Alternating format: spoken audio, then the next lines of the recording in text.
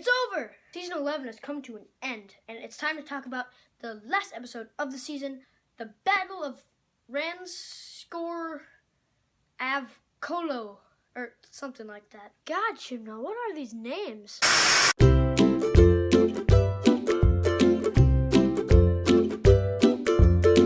Alright, it's done. We're done with season 11, and we're moving on. We'll have a New Year's special on New Year's Day. Let's talk about this one. First of all, let me just say, I liked it. It was good. This felt like a finale. I was afraid since they're not doing any two-parters or any like threaded through storylines or whatever this season. I was afraid that they were gonna make this not feel like a finale. Like they weren't really going to care about the fact that it was the last episode of the season. They were just gonna make it like they did all the rest of them. However, this did feel like a finale. They even had the villain from the very first episode of the season come back into this one. And let me just say, I liked him in the first one, but I like him way more here. He has a Davros-like feel to him in like the Magician's Apprentice and the Witch's Familiar, or maybe it's the other way around, I don't remember. He was so good. I love what they did to his voice. He was creepy and he was old, and I love the storyline. I love the fact that he's still so angry with the Doctor. I mean, the fact that he's like threatening Earth and stuff, I'm not sure. I love that. I mean, we see that so many times. It's always Earth.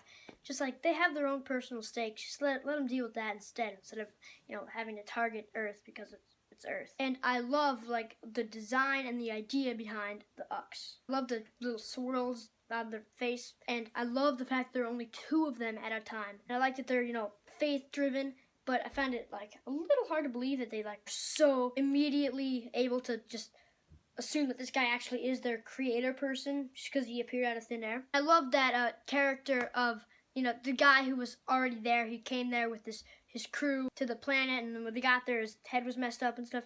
I'm pretty sure the guy who plays them is a pretty well-known actor. I don't know who he is, though, so he's not well-known to me, but he's to other people, I think. Anyway, that's beside the point because he was amazing. He was the perfect side character for this episode. He was really good here, and he was probably the best side character so far in the season. I just said so far because I'm so used to doing that, but no, he probably is because this is the last episode. Huh. And the sniper robots were back. I didn't like them before, but I mean, they didn't really do anything here. They were just kind of there because, oh look, remember these guys? They're here again. Whoa, hang on a minute. The Stenza, they were in the previous episode, and now they were here. Oh my God! It's one of those threaded through storyline things. They lied to us. No, they didn't. It's not a connected storyline. It's just we see this guy in the first episode, and then oh look, he's back here again. There are a bunch of stakes with these characters and stuff, especially Graham. And for let me see. Yep, the 10th time this season. I'll say it again. He's the best companion. He is amazing. But this time, another one of the three also shined very brightly. Ryan. He had some amazing conversations with Graham. And, I'm saying Ryan was shining in this episode, but he really was because of Graham. Because Graham was there for him to bounce off of, it made him really good in this episode. Graham was so certain that he wanted to kill this Tim Shaw because of what he did to Grace.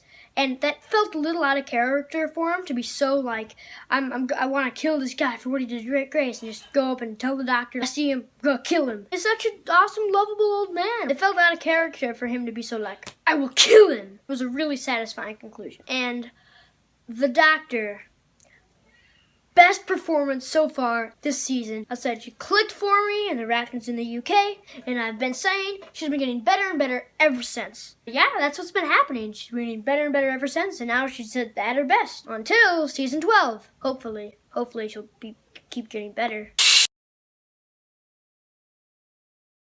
I said that mainly in this episode it was Ryan and Graham that I liked, but Yaz had some really cool moments too. Ryan and Graham had a great dynamic together, but I mean, so did the Doctor and Yaz. The Doctor and Yaz were the ones coming up with all these plans, and they did it together. It wasn't just the Doctor doing all this. I mean, it basically was, but Yaz helped too. Yay! So this was a lot of fun. Oh, and by the way, it looked beautiful. I mean, this whole season has.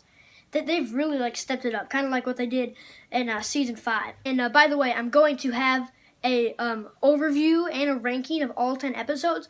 I'm not sure if it'll be in one video or in separate videos, but yeah, I'm gonna have all those. They'll come out eventually. It might come out like really far down the road. I don't know how fast I can get this up. It takes me a long time to edit because, you know, I'm just kind of starting doing this. But anyway, yeah. Guess what? Guess what we get to say this time? I liked it, and Chris Chibnall did write it. Yes! Anyway, the short version is I really, really liked it. It was a very satisfying conclusion, and yeah, it was good. So that's all for today. Until next time, goodbye!